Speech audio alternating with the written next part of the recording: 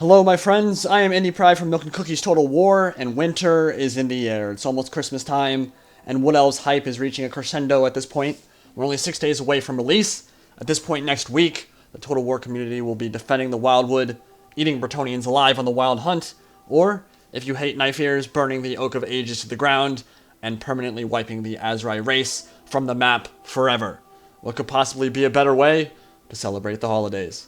Creative Assembly released a Wood Elf gameplay video yesterday, so I wanted to give my impressions on what we saw. It was just a custom battle with some of the highlights on the new units and the new map.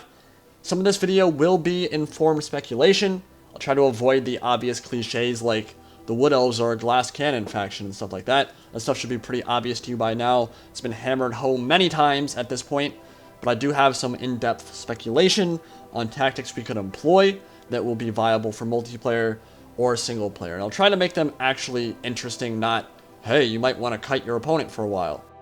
Before we start the gameplay, I do want to thank Creative Assembly again for delivering to us the most fleshed out DLC and roster to date, and it's been really nice to see them interact with us so much over on Reddit and take criticism of previous DLC in stride. I think each DLC has progressively gotten better and incorporated features people were asking for, which means they're listening and improving on an already very solid foundation.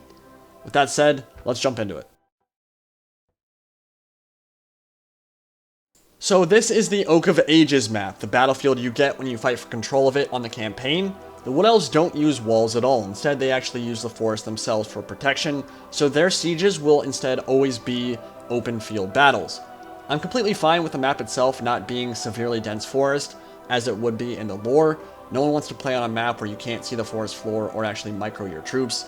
And they could have gone the Beast Path route, where the trees are thousands of feet tall, which would have been cool with me, except that the optimization and frame rates on those maps are still terrible. So I'm pretty sure they consciously avoided doing that again, because the Beast Paths were a cool idea, but were a serious drag on performance in reality. CA does seem pretty dead set on giving us gorgeous eye candy like the Oak of Ages without it actually being playable on the map. I'm really hoping at some point in the trilogy they start adding those terrain features into parts we can actually fight over. I don't mean to harp on it, I know I brought it up before, but especially after playing all those custom built maps on 3rd Age recently, it really makes me yearn for more creative playing surfaces because they make for so much more interesting and exciting battles. And I know that CA has the creativity and skill to pull it off. But I think map design probably just isn't a top priority at the moment, which does make a lot of sense because we're getting basically the entire Wood Elves army book, and the models and animations themselves are gorgeous, so I do understand. My criticisms usually come from a perfect world scenario where there's no such thing as budgets or time constraints, and in a universe where Total War Warhammer is the greatest game ever created, which just isn't very realistic. With that said, I will continue advocating for more diverse terrain features in the actual playing surface on maps, because like I said, they do make for much more interesting battles. You'll see throughout this gameplay video that the new animations are absolutely beautiful, from the footsteps of the tree men digging into the ground and then kind of getting uprooted as they take a step, to their melee animations where they slam the ground and roots burst from the earth and send people flying. The wild riders actually run like deer, they kind of prance side to side, they don't run like a regular horse, and the eagle animations are some of the best Creative Assembly has ever done in any of their games. They've really outdone themselves here with the Wood Elf DLC animations. But instead of praising or nitpicking every little detail as we move through the video, I want to talk about their playstyle and their tactics in battle and the concept of force multipliers, which I think will be very important for the Azrai, more so than for some other factions. That does mean that for the most of the video, I'll be ignoring what's happening on screen, but we can just kind of think of that as eye candy as I speak about what I want to talk about. So I stand by my earlier prediction that the Wood Elves are going to be pretty tough to deal with in the hands of a good player, and pretty weak in the hands of someone with poor micromanagement. The Wood Elves rely on support from other friendly units much more so than other factions. Something like a Great Sword or a Black Orc unit, you can often just slam them into melee and expect them to perform reasonably well. The bruising factions with powerful melee cores can just run at an opponent, and if they protect their flanks and rear well, they can sometimes win games pretty consistently. But that's not really how Wood Elf infantry, or indeed Wood Elf units in general, function. By themselves, besides the Tree Spirit units, Wood Elves are very, very squishy. You can send something like a Wildwood Ranger into a Black Orc from the front, and you're going to get slaughtered, despite the fact that they're probably going to be pretty comparable in terms of cost, and the fact that they're both elite armor-piercing melee units. If you bring a bunch of Glade Guard and Way Watchers without thinking about how to cost effectively tie up and slow down an enemy rush army to give your archers time to fire, you're going to get slaughtered. But there are a couple of really important things about the Wood Elves that I think are going to make them very scary in the hands of a good player. Number one, I think they're going to be one of, if not the most dominant factions in the air currently in the game. Aerial superiority in Total War Warhammer is super important. In fact, it's often described as the current multiplayer metagame. Being able to rule the skies and either take out enemy lords in the air, or simply prevent them from bringing the mobility that aerial mounts provide, is a really big deal. For example, I would never bring Azhag on a Wyvern against Bretonnia, because I know that I will get destroyed in the air and there's no point in me bringing it. Simply by the fact that my opponent brought Bretonnia, they can prevent me from bringing a very mobile and powerful unit. Aerial dominance gives you free reign over the battlefield. It allows you to strike at isolated targets with impunity, and it allows you to cycle charge, oftentimes without taking much damage in return. So why do I think the Wood Elves will be so good in the air? Well, for one, Forest Dragons and Eagles will probably be kind of spammable. Eagles will not be very expensive, probably less than 1,000 gold, because they're squishy, but they hit really hard, and if you want air superiority, you can probably fit 2 or 3 of them into your build, no problem. On top of that, Forest Dragons are their own unit as well, probably similar in pricing to a Terrorgeist.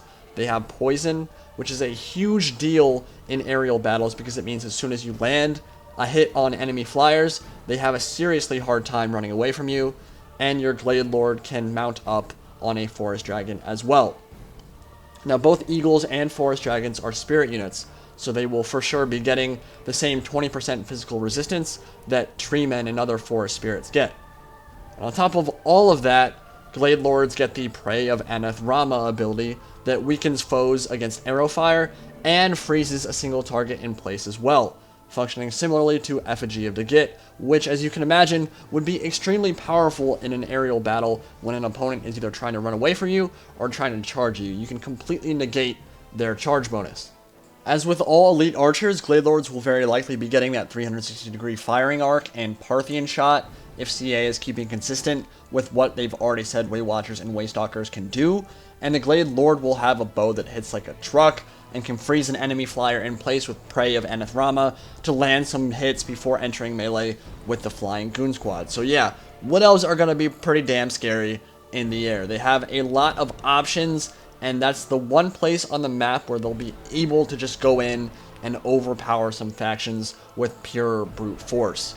And it just so happens to be one of, if not the most important components of a battlefield in Total War Warhammer, the sky. I think we can ignore Warhawk Riders. I don't know this, but I bet they're going to be pretty trash. People get really excited and come up with all these grand plans about how broken an aerial skirmisher can be, but I feel like it's very likely they're going to be the opposite. They'll probably be pretty crappy in melee and not have nearly enough ammo or do nearly enough damage from range with their low model count to be worth the full purchase. We'll see, but typically units like that don't function great in Total War games. In fact, even Horse Archers oftentimes are kind of underwhelming and require a crap ton of micro to do the amount of damage that is required from them. Just remember that the difference between a unit like Hawk Riders and a Foot Archer like the Way Watchers, or even something like a Dwarf Quarreler, is that Foot Archer units are always going to be able to output more damage in a straight skirmish fight. Another important mechanic with the Wood Elves will be their ability to poison a crap ton of enemy troops, and using that in combination with the bound spells from the Sisters of the Thorn, who I think are going to be a very useful unit in some situations. On tabletop, Sisters of the Thorn are a poison javelin cavalry unit with 2 bound spells, Shield of Thorns and Curse of Anrahir. Now, Curse of Anrahir is from the Lore of Beasts and already in the game, and never gets used because it's kind of trash when you have to spend precious Winds of Magic to use it. But bound spells operate independently of the Winds of Magic, so they'll only operate based off cooldowns, which means you'll want to use them if you bring Sisters of the Thorn. Now, the Curse of Anrahir reduces an enemy unit's movement by 24%. The poison from their ranged javelins also reduces enemy units' movement by 24%. Long-range units like Glade Guard or Deepwood Scouts with Hagbane tips will also be able to apply that poison. You will be able to almost completely negate the mobility of enemy cavalry units, allowing units like the very quick War Dancers with spears to close them down in melee, and rip them apart if they get anywhere near your lines, because you'll be seeing 80 and 90 move speed cavalry units down to about 45 or 50 move speed, which could allow some of the faster Wood Elf infantry units to catch up if they get close, or if they charge into melee and then they get poisoned. You don't need something like a Wild Rider unit to go toe-to-toe with a Demigryph when you can just poison the crap out of them, reduce their speed by 50%, and then cut them to pieces with armor piercing and bonus versus large spears. On top of that, Creative Assembly showed off the Lore of Life and Lore of Shadows on Reddit today, and the Smoke and Mirrors map-wide passive from Lore of Shadows casters increases every single one of your unit's speed by 6%.